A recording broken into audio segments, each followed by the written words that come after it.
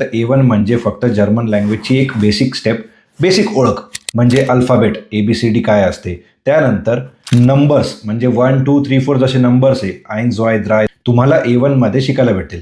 आणि कुटुंबामधले जे तुमचे नातेवाईक असतात किंवा आपले मोटर फादर म्हणजे आपले मम्मी पप्पा यांना कोणत्या नावाने हाक मारतात या गोष्टीची ओळख करणं म्हणजे A1 लेवल. आता A1 लेवल येत असल्यावरती तुम्ही काय करू शकता. A1 लेवल जर तुम्हाला येत असेल तर तुम्ही सुपर मार्केटमध्ये गेल्यानंतर प्रोडक्टवरती जे नावं असतात म्हणजे तुम्ही जर मिल्क घेतलं तर मिल्च जे आहे त्याला मिल्च म्हणतात हे तुम्हाला कळतं बिकॉज तुमचं A1 झालेलं असतं.